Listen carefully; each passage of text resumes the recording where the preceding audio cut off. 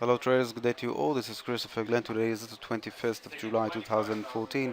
This is the daily market review for the current market status. Today it is Monday, as you can see over here on the chart.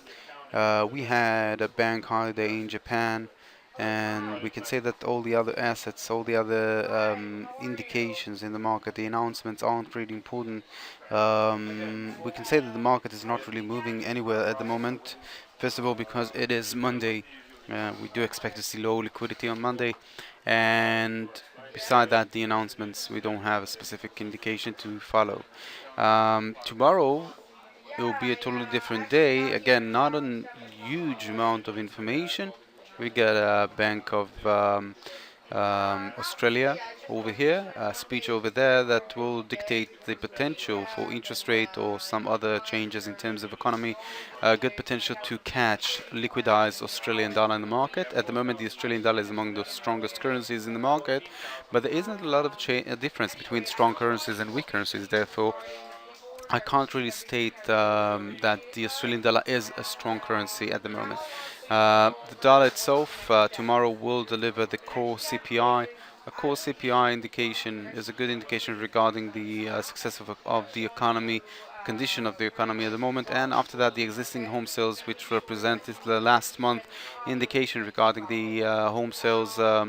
It implies the potential in terms of mortgages, in terms of economy, money flowing from one end to another. Larger amount of existing home sales will deliver larger amount of spending in terms of. Beside that, fees being taken out of buying house, selling house. It is good for the economy, and a larger amount than 4.68, so 98 will be a good indication for the economy. So generally, I do expect uh, Tuesday to deliver some liquidity to the market. Again, not an enormous amount, but a good potential to trade on these assets, the Australian dollar and the US dollar, catch the movements on their aspect, and the expression on other currencies as well. Wednesday, on the other hand, will deliver a lot of liquidity. We can see CPI on behalf of the Australian dollar, other announcements regarding the pound, Bank of England again, Canadian dollar as well as joining out to the liquidity, and the New Zealand at the end of the day. And after that, we've got regular Tuesday, another flash manufacturing indication regarding the French market and the German market. I'd expect the CAC and the DAX to express a lot of liquidity during that announcement. Again, it's reflecting specific indication regarding specific market, the French market and the German market. So we can definitely expect to see a lot of liquidity during the morning session, the European session on Thursday. Retail sales on behalf of the pound and unemployment claims on behalf of the US dollar will always deliver good liquidity. New home sales, again, another indication regarding the new home sales in the United States. Specifically for this week, not the monthly indication, and again a good potential for another liquidity. Friday will be Good Friday in front of other Fridays. Again, several announcements, just not just one announcement on behalf of the Canadian dollar, but over here we've got an announcement regarding the German economy, again regarding the euro, and then the GDP report regarding the pound, and after that the core durable goods orders on behalf of the US dollar. So we've got Good Friday, good Thursday, pretty good Wednesday, which will be the most liquidized day according. Again, that's what I think. And Tuesday, we're expecting to see low amount of liquidity, but again, larger, significantly larger than today's. Today, it's just very slow and not really important day. Let's go to the chart. Let's see what we've got over there. So, as we can see based on the chart, again, you know what, before we'll analyze the charts, I'd like to say that listening to several indications in the market, we can say that there's a great expectation to see the Nikkei climbing higher, the Japanese market indication.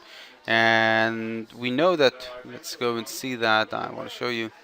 Um, I want to open the dollar versus the Japanese yen.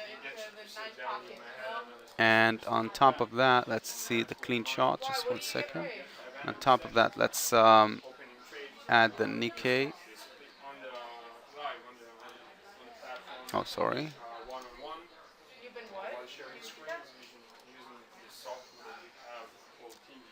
indices. There we go. Okay, so what I did, I added the Nikkei chart on top of the dollar index, on dollar versus Japanese yen, sorry. And we can see that once just to explain, the red line is the Nikkei index and the dollar versus Japanese yen on the candle. So we can see over here that when the dollar is gaining strength in front of the Japanese yen is getting weaker, then the economy in Japan is getting stronger. Therefore, we know that the weaker Japanese yen is good for the market itself in Japan. And when I'm saying that there's an expectation in the market to see a stronger Nikkei in the market, then I'm saying that there's an expectation to see a weaker Japanese yen in the market. Now, again, it's an expectation that I've been reading along several articles in the market, and they explain in terms of fundamental analysis why it's logical to see a stronger Nikkei in the market and a weaker Japanese yen. But in terms of Elliott wave analysis, let's look at the Nikkei specifically.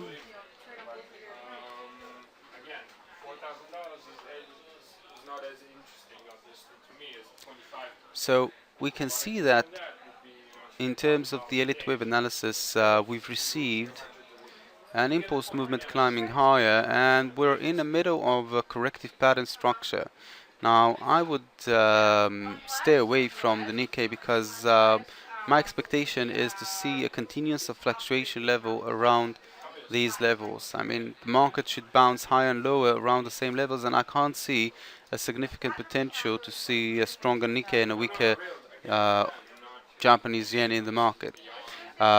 Saying that, still I'd like to mention that for the closer time frame, if we'll go to the Australian dollar versus Japanese yen, we can see that we've completed a 1, a 2, a 3, a 4, and a 5 cycle, and we've completed the corrective pattern of an ABC structure dropping down toward the band, which is a logical pullback area, and from this point we've received an uptrend movement. Now, if we'll go to a low time frame and we'll count this uptrend movement and this pullback, let's see that on a 4-hour, maybe 2-hour chart. So we can see again that from this point we've received a pullback, an impulse movement climbing higher, and right now we've got a fluctuation level, an ABC pattern of a downtrend movement. I already bought a position over here for an uptrend movement for a long position. That is my assumption regarding the Australian dollar specifically, to see a weaker Japanese yen and a higher Australian dollar in front of the Japanese yen. But analyzing other assets, I can see potential for the gold, for example, to lose strength in front of the Japanese yen, and I can see potential on other assets to do the same. So my assumption is that during today's announcement, again, let's go to the chart itself. I want to show you how I'm making the assessment. When I see this potential over here, the announcement regarding the Australian dollar, or over here, the CPI report, then my assumption is that the Australian dollar, according to these announcements, will gain strength because the structure of the Elliott wave indicates a potential to see a stronger Australian dollar in front of the Japanese yen, while all the other currencies are expected to lose strength in front of the Japanese yen. So that's a kind of an assessment that I'm making according to announcements combined with the Elliott wave analysis chart. Let's go to the common assets. I've been talking about the dollar index, and I've been showing you my expectation, and I can gently say that I was very successful with this analysis. Let's talk a bit about this structure specifically. So I've been talking about it several times. We've received an impulse movement, a corrective pattern. We've crossed a trend line. We've made a first move, a pullback of a second, and right now we're forming a very important structure over here. Let's go to lower time frame. I want to show you exactly what I'm talking about. So we've received a 1, a 2, a 3, a 4, and a 5. 5 impulse wave completed the structure over here. We've received a pullback of an A wave, a B wave, and a C wave, completing a corrective pattern. Straight forward toward the 80 level, very nice pullback around this level, nice support and resistance line. Round numbers are always a natural support and resistance line. And from this moment and beyond, we've received another 1, 2, 3, 4, and 5. And right now we're forming the corrective pattern. There's a great question over here, because on one hand we could have formed, you know what, let me show you a sketch on top so that we'll talk in the same language.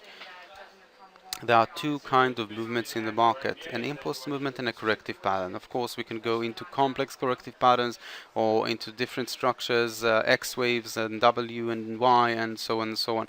Don't want to get into that. I want to keep it very simple. We've got impulse movement. Impulse movement are reflecting 5 waves, 1, 2, 3, 4, and 5. And corrective patterns are reflecting 3 waves, A, B, and C. That's just the name. So 1, 2, 3, 4, 5 is an impulse movement. The definition of an impulse movement is that it does not overlap on its own structure, meaning that the fourth wave cannot penetrate the first wave structure. Don't want to get into the Elliott wave laws too much. But again, I just want to explain that we've got a potential of 1, 2, 3, 4, 5 dictating an impulse movement and an ABC dictating a corrective pattern. Now, the problem in this structure that we're analyzing over here is that on one hand, that could be a first 1, then a 2 and a 3, or a beginning of a third wave climbing higher. And that might be an A wave, a B wave, and a C wave. So in terms of structure, we can definitely say that there's a potential for both assets, for both analysis to reflect through this chart. Therefore, there's a great question over here in this area, whether the market will climb higher, dictating that that is an impulse movement and it will continue higher, or drop down. So until this movement over here, my assumption was very accurate. Right now, I'm in a question mark regarding the announcements that I've got coming up tomorrow about the dollar itself. That will definitely define the potential of this structure, whether we've completed a corrective pattern over here and we're approaching a downstream movement, or we're breaking the 80.6, 80.7 line and we're approaching another impulse movement of an uptrend movement. I can go to a larger time frame and start to analyze this entire mumble. That's just crazy. We can say that generally on a daily chart, we've received an impulse movement of an uptrend, 5 waves climbing up, and from this moment and beyond, we've received an A wave, an A B wave, and a C wave. Now, we've got a potential to see more downtrend before an uptrend, but the general aspect is to see a stronger dollar in the market. So this is why I can't really make a statement regarding the current potential of the dollar. We've got potential for both directions, and both directions will reflect the longer period expectation into the future. So let's go see in the commodities. On behalf of the commodities, I gotta tell you that this week I see a potential to see a stronger dollar and a weaker gold and silver. That is my assumption regarding the silver and the gold.